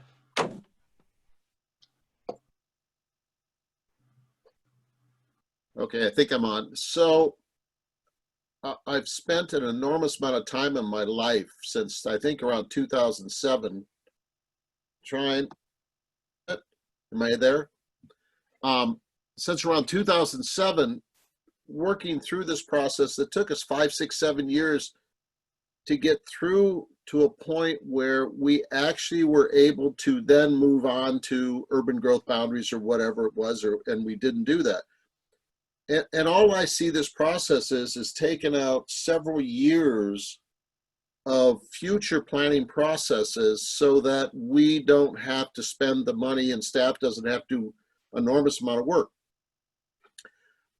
I sort of like Tiffany into the idea that let's give us as much land as we can and let the future processes decide what lands we're going to use. And I'm going to guess that if we increase density, which I always question because I've studied real estate for 40 years plus, people don't tend to add units a lot because one, our structures of our tax lots don't allow us to be able to do that. So I'm supportive of either the 27 or the 29. I think those are the better options because I don't want us to use our class 1.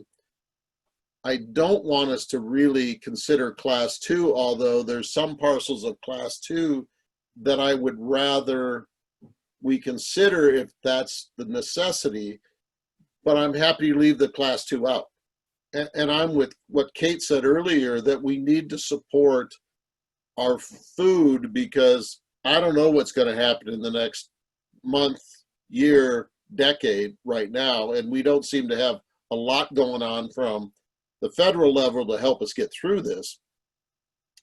So I support the 29 or the 27-year option, which I think were the old D&Es, which I believe that's correct, because it's really important that we look to the larger numbers to allow future processes to decide what the numbers actually are going to be in the future. So I support either the 27, 29, or both. They don't matter to me. Thank you. Thanks, Rick. John? Thank you. I agree with both Tiffany and Rick. I think that just because we say land is included in an urban reserve doesn't mean that in a further process of an urban renewal or an urban growth boundary expansion that those lands will be used. However, I also know that this is the part of this discussion that becomes somewhat political. And with that in mind, I can lean towards kind of what Rick said, 29 or 27. I think those are both long enough planning horizons to get us enough land to expand if we have to in a responsible manner. I personally don't believe that we will ever expand out River Road because of those reasons. Even though it's flat and easy to build, there's too much community will to leave that area as it is. So I'm not real worried about that. I believe that if we move forward with the 27-year one, that takes out class 1 and class 2. That to me is politically feasible. You can say we're taking out class 1 and class 2, and those are areas that are out the direction that most people are concerned about. So that's where I'm leading. As far as the first question, whether or not the technical analysis was completed as desired and as we feel is appropriate, I feel that the process was excellently put together. I think staff did just a phenomenal job on bringing us the technical information, and I have no qualms in giving 100% consensus on that part of this question. Thank you, John. Can I just jump in? Because thank you for saying that, but also thank you for bringing us back to both motions, because it would, maybe what we should do is hear from folks on both motions at the same time, so then we can hear where folks are at and then craft motions and a vote at the end. Does that sound right, Howard? I was just wondering. Okay. And I had my hand up. So John and I didn't really coordinate our discussion here, but I would echo the first question as far as the technical sufficiency of staff's work. It was excellent. I think it was thorough and very complete, and I think, you know, plowed a lot of new ground as far as being able to put a lot of data into one source, if you will, which hadn't been the case before. So I think what staff has done is commendable, especially with the staff resource limitations you had. So I don't have any hesitancy to say yes, you know, the technical analysis was complete. On the second question, I support the 27-year option. I think we do need to do all we can to preserve class 1 and class 2 lands, not only as a policy decision, but I think also as a political decision. I think many people that are interested in this issue are very concerned about preservation of agricultural lands, and I think the 27-year option does that. I hear what Alexis is saying about you know, farmland, potential of it getting developed first rather than rural residential. But I don't think there's a lot to prevent a lot of rural residential development going on either right now in those areas. And I think that's another topic that needs to be addressed. But I think with the growth monitoring and the periodic review, and plus just a political decision about whether any area is going to be in the UGB or not, or get annexed, I think those are discussions that are going to occur down the road. But as far as a planning tool, it seems to me that we ought to at least designate as much land as we feel appropriate for you know, future planning purposes. And so that's why I would support the 27-year option. So that's all my comments. I guess I'd ask EETAC members to chime in, and we can just go around the table. I can just call on people if everybody's comfortable doing that. So maybe I'll do that.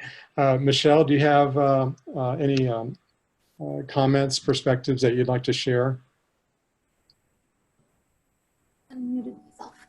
Thank you, Howard. So I'm in agreement with what Tiffany was saying about casting a wide net, and I also support the 27-year plan. One of my biggest concerns that I had moving forward with, and it seems like a silly concern right now, but was it to expand in an area where a densely populated area for like the Santa Clara River Road area, was to think about the inclusivity with, you know, a transportation corridor, and making sure that community, you know, didn't continue to be you know, kind of piecemealed together. And that was one of my biggest considerations for excluding land with the 27 and 29 year plan. I think it might be a smaller consideration when we factor in farmland. So those are two of the things that I balance sometimes with those two plans. But I do support either the 27 or 29 year plan, knowing that the class 1 and 2 farmlands are a priority, especially for the public. And then I would add that I've been looking at the story map this entire time, and I wanted to say that I think it's just extremely well done and really clear. And the only comment that I had is on the blue maps. They won't load now on my iPad, but the other ones you had, Rebecca, no, they won't load. But I think maybe the only comment I had is the color. It might be confusing for the public. On the bottom right, you had it labeled as non-farm or non. I just don't know if maybe that's not as clear for the public what that means for them. So maybe an added detail line of, well, what is it if it's not these two things? And that was the only comment I wanted to add for that. The egg color that you said. Thank you, Michelle. I'll just go down the list that I have. Mark, do you have any comments that you'd like to share with the group? Yes. First, I have a question, and that is there's new national flood hazard maps have come out just within the last week or two at the national level, which, according to the news story I read about it, suggests there are changes, real changes that affect Oregon with respect to the 100-year flood and all of the different 100-year and 500-year flood boundaries. And I'm wondering to what extent those new maps affect not just this process, but planning in general. And my impression is that there's going to be an expanded zone that's within the 100-year flood range. And so that's just a question that's out there because it did come into play. The flood maps did come into play in our planning thus far. Mm-hmm. And it would seem of concern if we make a 30-year commitment based on a map that's obsolete for flooding. We're actually using the newest flood maps for this area. We've had them for a while as draft maps. Okay. And so we've already incorporated that in our analysis, and they made very, very little difference in our study area in terms of land in or out. In terms of more broadly, we are tracking that inside the urban growth boundary as well. We have a staff person who's attending all those meetings and tracking the implications on flood levels inside the UGB and how that might change people's flood insurance and development capabilities. All right, well, that's very reassuring to know that you've already incorporated them. I didn't realize that they had been released already in draft form. Yeah, so that's good for you. Okay, a second issue I have is the idea that the areas that we designate as urban reserve are somehow safe until the future decision-making processes. I'm concerned about a self-fulfilling prophecy phenomenon in which once we say, yes, this is an urban reserve area and includes, say, class 1 and 2 farmland, that there will be pressure from the public and members of the public to actually take that land first rather than last. And that we are far wiser if we want to protect that land, if we wait to do it until we have to, or I would say not at all. And thus, I think there is a self-fulfilling prophecy phenomenon that we need to be concerned about that we've already seen somewhat in action out in the River Road area. Once the preliminary plans were made available online, there were questions coming from potential land buyers who wanted to be able to get a hold of some of the land that was in some of the suggested areas, for example, in option A. Of course, that doesn't mean it would go that way. It's just that I know the pressure is there, and if the pressure is there, there's a concern. So, as you all have heard from me before, I'm very concerned about class 1 and 2 soils, and that still prevails, which means that for me, the most reasonable option in that respect would be the 27-year option. Although I'm also quite concerned about the lack of, well, no, not the lack, the issue of not sufficient density being used in the planning process, particularly the idea of increasing density within the existing urban growth boundary, such that we are not likely to need 27 years or even 20.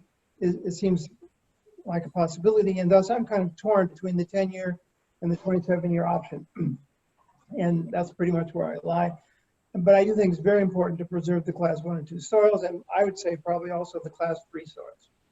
So that's where I come down. Oh, as far as the second question of staff work on this, I think the staff analysis has been excellent, and I'm very impressed and very pleased by it. Thank you, Mark. I'd like to recognize Sue.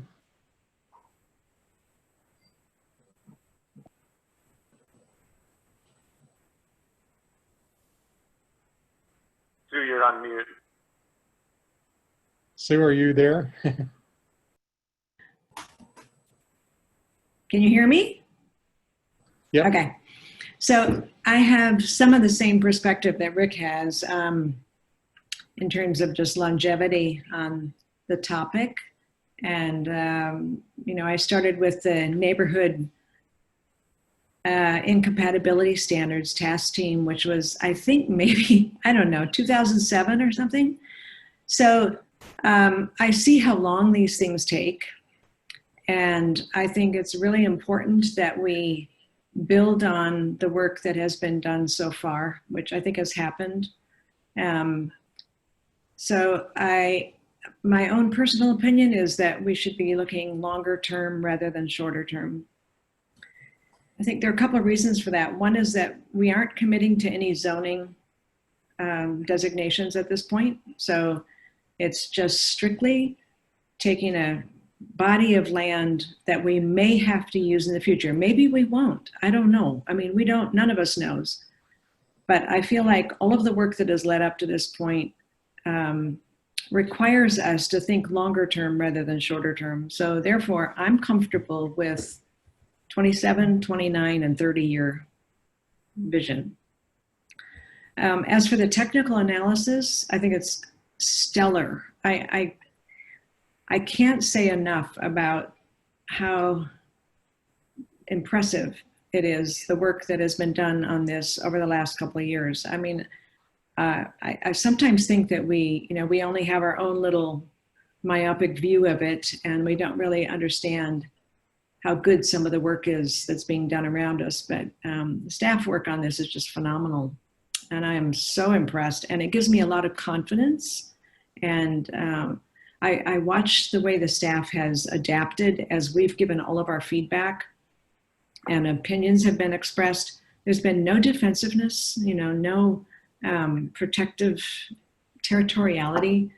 I feel like it's been a really good process to this point, and I feel like it's appropriate to build on that and think far into the future, and then have flexibility, which I think is also built in with the growth monitoring program. I mean, I may have more confidence in growth monitoring than I'm entitled to, but I think a lot of this because, we all have great hopes for the growth monitoring process to really help us monitor how we use this land in the future. And so with that optimism, which is sort of my nature anyway, I'm comfortable with a very long-term view of this. Thank you. Recognize Lisa.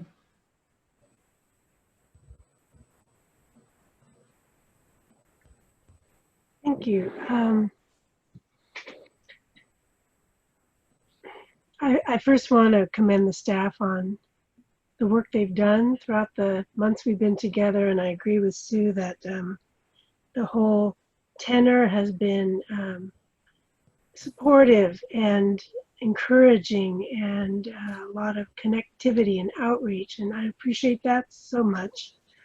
In addition, the technical expertise has been phenomenal, and I hope that other cities are looking at the work this team has done and wanting to emulate it and bring it elsewhere, because I think you've really set a high standard for planning staff in other cities, and feel privileged to be working with this team. Regarding the options, I was just trying to think about, you know, my struggle with some of this. I think it's very important, will become all the more important to preserve agricultural soils as well as some types of timberland. And in that regard, I noticed that the farm and forest lands are lumped together, but when we talk about which land should be excluded as we go through the options, we're focusing on class 1 and 2 soils, but timber doesn't grow best on class 1 and 2 soils. It grows best on some of the lower, or I guess higher numbers. And so I would ask that we, you know, that could be taken into account, because there's a lot of the land that's up in the southwest corner there of the story maps, that's timberland. And again, as I keep reiterating ad nauseum for some of you perhaps, I think climate is going to become more and more important and will be dictates coming down from agencies or legislature or governor's office to do more. So we'll have to recognize that some soils are perfect for timber, and those also need our protection. And also, I'm glad that there are 5-year increments of review and growth monitoring that will be continuing. But I also just wonder if we go out for the 30-year model, if the genie could be ever put back in the bottle once we determine that perhaps some of these lands should be excluded from an urban reserve. Don't know if there's a process to take back things that we've actually identified and developers have noticed. So my vote would be, oh, I do want to say option 4, the 10-year study, there's not enough connectivity and the land is scattered, so that would not support smart growth. So what I would probably have to say is reluctantly something around option 3, although like I said, I have a lot of problems with option 3, and maybe the lands could actually be prioritized in that, where we avoid the farm and forest lands, focus on the lands that are really near our urban core, up on Russell Creek, out on Dillard Road, up on Chambers, where there's schools are already out there, and transportation, etc. So there you have it. Thanks. Thank you. Alexis? I already stated earlier most of my concern around this assumptions around density, which I think that the staff has done a phenomenal job and done all the technical work correctly at the time that it was done. I feel like until 2001 changed some of the assumptions that should have been made. That would be the only caveat that I have about the validity of the data, though.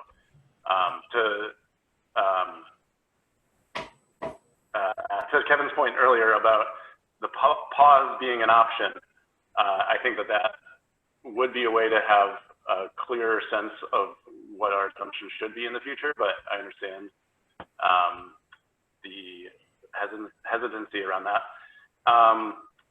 And yeah, I mean, I feel like I've already stated pretty clearly my reasoning around the 10-year option in order to make sure that we're developing rural residential areas first, and then following the prioritization scheme of urban growth boundary expansion. I feel like the 10-year option is the best. And understanding that we want smart growth and that the scattered option is not the most ideal, that the scattered pattern is not ideal. The counterpoint to that, though, is that we need smart growth inside of our existing areas and areas that are already developed. And allowing more development in prime farmland is going to put less pressure on the existing area to develop smartly. So I'll just stop there. Thank you. Kevin?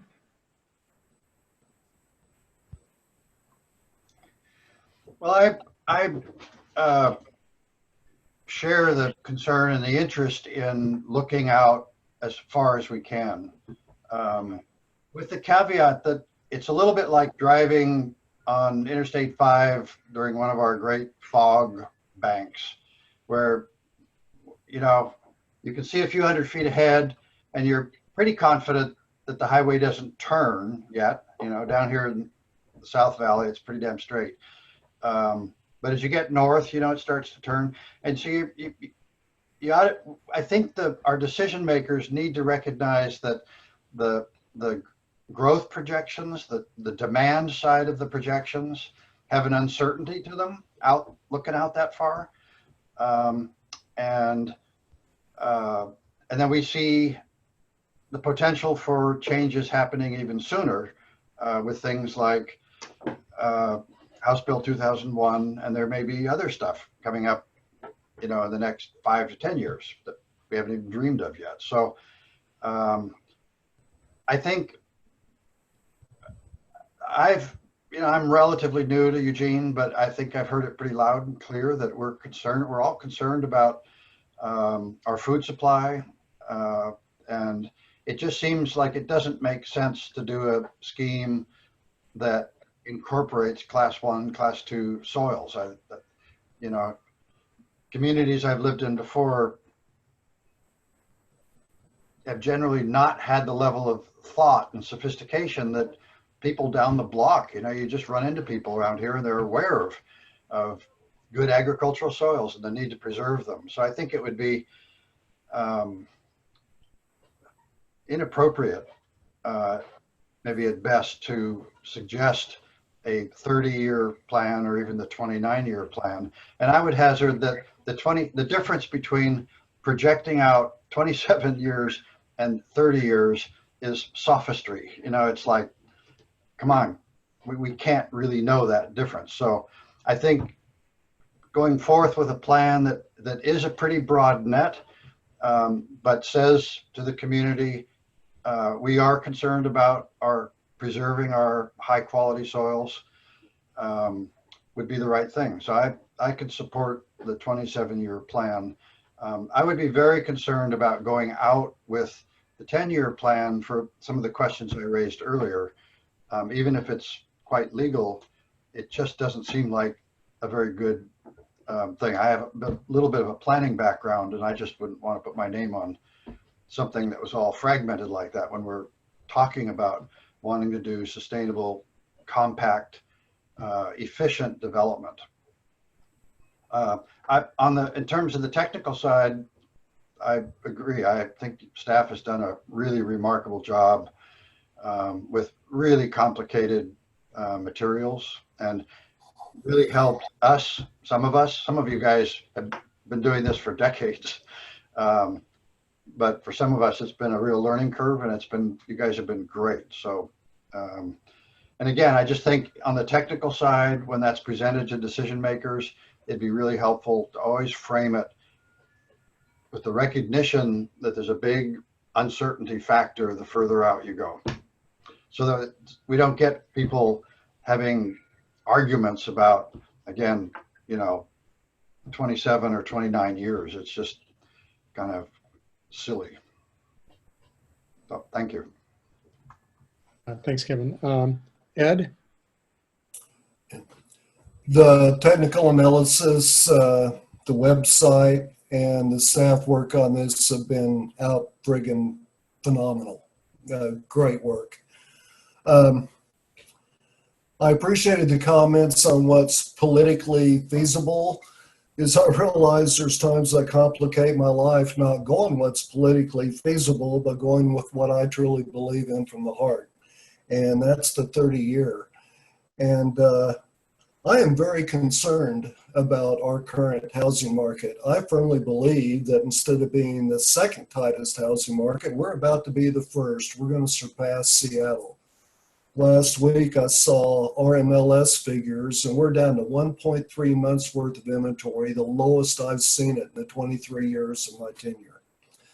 And then a comment I wanted to make, a lot's been said about density tonight. I'm looking very forward to the monitoring on that density because I know that stormwater regulations have decreased that density in single-family home subdivisions substantially. Okay, thanks, Ed. And I think the only person we haven't heard from is Phil on the phone. So maybe, Elena, you may have to allow him to chime in. Phil?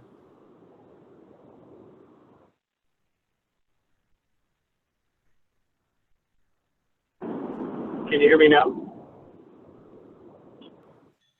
Yes. Yes, we can hear you.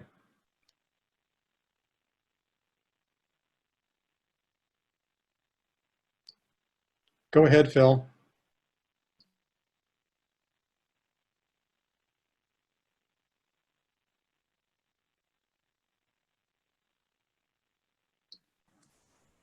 We can't hear Phil. Okay, how about now? Yes, there we go. All right, so I think we all agree that the work staff has done has been superb.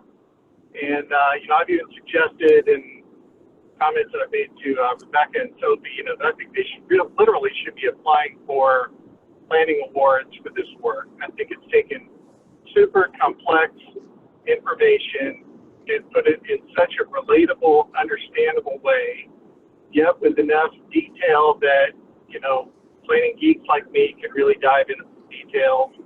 So I really tip my hat to all the staff that have worked on this project. And also, I think listening to all the conversation from the very talented people in this committee, you know, there's no right, there's no wrong answers to any of it, and you all present some really compelling arguments. I personally lean toward, given the uncertainties and the unknowingness of the future, especially given the times that we're in now, toward the broadest option available, just simply to provide a range of movement for decision makers and for market forces to kind of take care of themselves, or political or legislative forces to kind of land upon certain things. House Bill 2001 may result in a lot more density within the city limits of UGB. That would be terrific, and it could be that we have no need for any of this urban reserve land anytime soon. And there's no maker necessarily, so it's out there as the escape valve if needed. Our community is one that we're humans. We all want everything. We want comestible food nearby. We want to have open space. We want to have clean stormwater and parks and schools, as well as housing and jobs, all in convenient proximity and at an affordable price too. But I think many times we're left with something where you can choose like 3 of 5 if you're luckier. That's sort of how things shake out. A lot of times the way it works in our community currently, we have land that's zoned for residential development, but it's not being developed for a variety of different reasons that are maybe market related, physical topography, other things like that. So we're left with issues like Ed was talking about. We have a very short supply of housing available, which tends to increase its value and the price to the consumer. And I'm not going to suggest that we have a 30-year supply or below the urban growth boundary to reduce housing prices, or that they're inextricably interrelated. I don't think that's quite so neat a connection. But I do think that providing the greatest flexibility will give the greatest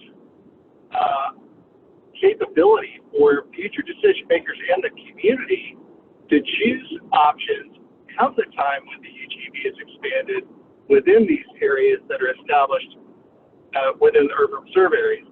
Again, I think like many of you, the 10-year option is just too fragmented. And I think having gone through this process, it's somewhat expensive, it's time consuming, it's resource consuming for the city and for the community to be engaged. And I think our time is better served to really look at the levers that we may move legislatively, politically, in our codes and rules as we get our arms around the mechanisms of growth management and monitoring. And then we still have this decision set area within which we can use for evaluative purposes in years to come. So I'm inclined to go with the 30. That said, I certainly am willing to come to consensus with all my fellow committee members and go down to the 29 and 27 year options because of the reasons like Kevin's saying that, you know, you're sticking your thumb up to try and see a horizon and you know, it's unclear. So that's all I got. Thanks. Thanks, Phil. And I think the only person we haven't heard from is Jennifer. Thanks. I mean, I'm okay if you're leaving me out. I get a chance to talk someday. I want to echo that I thought the analysis was excellent. This is not an area I would consider myself having been an expert on at all when this started, and I've learned so much from staff and from the members of this committee who have been working on this much longer than me. So I really want to appreciate that. I also think the 10-year is too fragmented to really make sense. It looks like it would be very difficult for planning. But I am very concerned about our highest quality soils. I find myself wishing there was something in between the 27 and 10, but from the options that are presented from us, I would be comfortable moving forward the 27-year projection. I think the 30 year is not appropriate for some of the reasons other folks have said because of the soil quality. So that's all I have to say. Thank you. There's a couple people that had their hands up again, so I'll go ahead and recognize them. Tiffany? I just had a really quick comment because I didn't want this to be misconstrued, but when I was explaining my reasoning, I was actually talking about not about farming timber on farmlands. I was talking about the fact that not only do trees sequester carbon, but houses made of wood sequester carbon as well. So when we're building neighborhoods, there is an environmental component to that. So I didn't want to make it sound like I was suggesting that we grow timber on these farmlands. So I just want to clarify that. That's all. Okay, thank you. John? In the interest of moving on and trying to get to the consensus building, I would like to make a motion that we move forward the 27-year option and see if we have the thumbs up or thumbs down and get the consensus process moving. Okay, but we'll do that. There are two questions, so maybe we can deal with the first one, which is the technical suitability. Everything I've heard is that everybody, I think, was commendable and supported that the staff's work on the analysis. So if we could maybe entertain a motion basically to the effect that the urban reserve analysis was technically sound or something close to that. Would someone like to make that motion? Also move. Kevin, a second by Rick. So we'll do the thumbs up, sideways, or down. So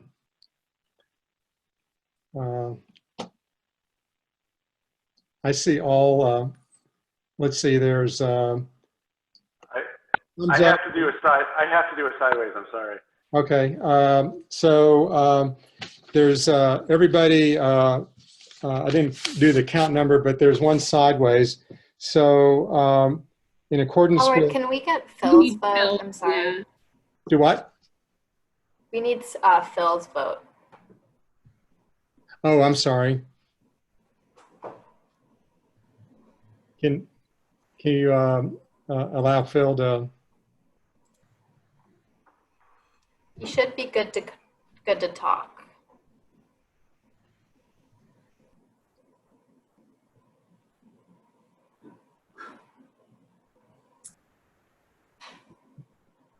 Phil, can you hear us?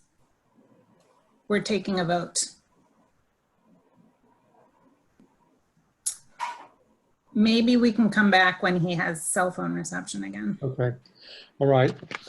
So anyway, in accordance with our bylaws, if there's, let me make sure I read this correctly. If there are 3 or more members that display sideways, then it doesn't pass. So we only had 1, and there were no thumbs down. So I guess my reading of the bylaws is that the motion passes. Do you concur, Rebecca?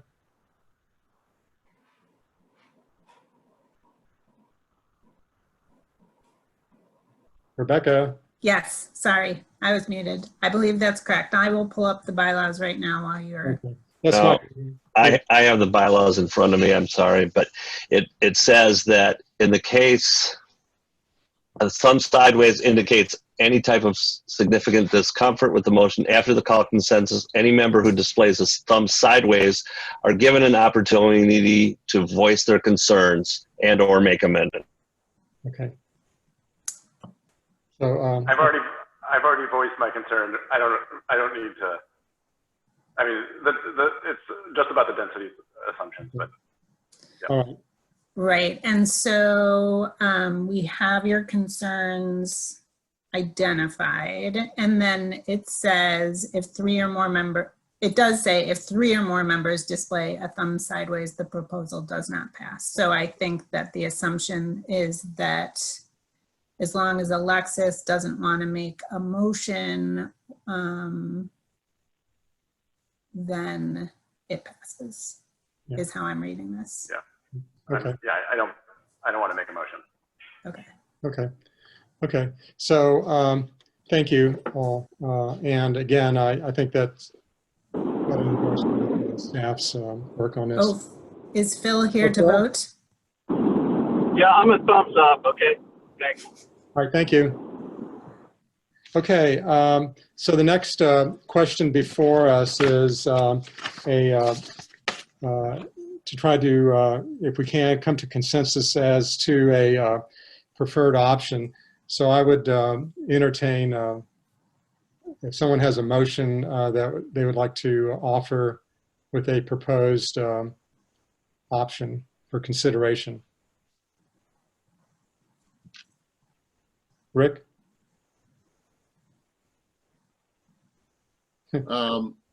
I assume staff has the right proposal, but I would propose that we move forward option for the 27-year with the caveat in there to the council or the decision makers that the 27 years is only the mathematical number.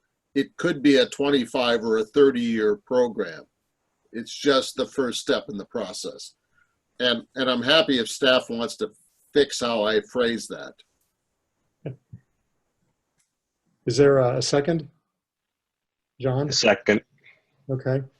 It's been moved and second that the 20-year option is recommended with the caveat that Rick mentioned, which could be a 25 or 30 year, depending on densities, I assume.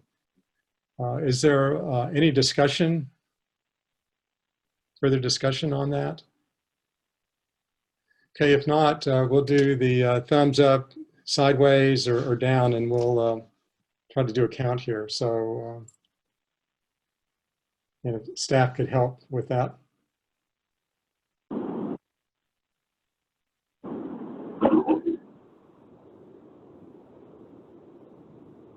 Rebecca, I have my thumb up in the air, okay? Okay, thank you very much. We have 2 thumbs sideways and the rest are thumbs up is what I see. Does everybody else confirm that? Yes. Okay. Okay, so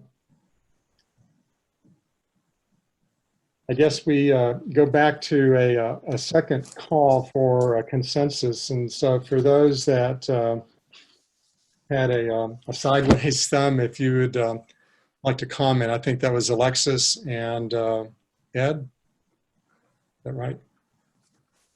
Mm-hmm. Yeah. Ed, do you want to have a comment? This is the reason I was asking for abstaining a vote earlier, because I didn't want to mess up the consensus at the same time. I don't want to vote for something I'm not in favor of. So since there's only 2 thumbs sideways, I think we're moving forward anyway. So. Thank you. Yeah. I'm in the same boat for the opposite reason, but yeah. Okay. All right. So according to bylaws, we'll take another vote on this. So if we could go ahead and see where everybody is, thumbs up, sideways, or down again, please. I noticed that Lisa, are you still? Oh yeah, I didn't see Lisa. She put into the chat that she had to leave. Oh, okay. Did she vote in the chat? I don't think so. I think she left before we were talking about voting. She did. She left before. Okay. Tiffany, are you a up or thumbs up? Okay. All right. So again, we have 2 thumbs sideways. So in accordance with bylaws, decision of the chair is that we'll take a vote, and if it's supported by 2/3 of the majority as rounded up, then that motion would pass. So I guess I'll one more time. We're out of thumbs. So all in favor of the 27-year option again? With Rick's condition. With Rick's condition. Okay. So we have 2 sideways. So by my calculator in my brain, we have 2/3 or more supporting. So the recommendation is the 27-year option with Rick's caveat as the recommendation from EETAC. So just to clarify, we have 2 minutes. Just to clarify, the caveat is it's the 27-year, it's what we are calling the 27-year option. Why don't we let Rick explain that? No class 1 and no adjacent class 2 soil option, knowing that it is based on these existing assumptions that it will meet the needs of 27 years of growth, knowing that we really can't crystal ball and know exactly how many years of growth it will in actuality meet the needs for. And Rick is thumbs up, so I think you've captured the intent. And Howard, if I could. Yes, sir. I would like to have those folks that had thumbs sideways, their comments included in that, our recommendations, so that the council understands their point of view also. Certainly. Thank you. That makes sense. Thanks, Rick. And I'm happy to type my comments. That would be easier. That would be great. Rebecca, there'll be, I guess, a summary of the discussion that we've had this evening that would be part of the record, I assume? It'll just be a high-level summary because this meeting is being recorded. Okay. But we will share the recommendation that EETAC's making with others, including planning commissions and council and the board of commissioners. So yeah. Does anyone have any other comments? Well, yeah, go ahead, Terry. Super quick, so it'll stay 8 o'clock. Thank you. You guys made it through really tricky voting, and I so appreciate all of your comments about the staff work. I couldn't agree more. This team has rocked it, and I'm just so proud of this work, and I can't wait to show it to the rest of the world. So just thank you. Thank you. And I think we all should give us all a big pat on our back if no one else did, because I think we've all been very engaged, all have contributed, spent a lot of work on your free time, understanding the process and working with staff. And I think that, this has been, at least for me, I've been on a lot of commissions and boards, and for something so complicated and so important, I think the amount of work everyone did and the efficiency and the collaboration that we all did, I think was just totally outstanding. And so I think we have this one chapter done, and but perhaps more importantly is the growth monitoring, because that's really going to drive a lot of the future decision making. So we're not done yet. That was very nicely said. Thank you, Howard. And thank you, everyone. I appreciate all your hard work on this and sticking to it, and very, very thoughtful comments. All right. Well, thanks everyone for spending the evening. And I guess as always these days, be safe and healthy and wear your mask. All right. Thank you. Good night, everybody. Go enjoy the remaining sunshine. Yeah, it's an adult beverage time, I think. Hey, Thea. There's Thea.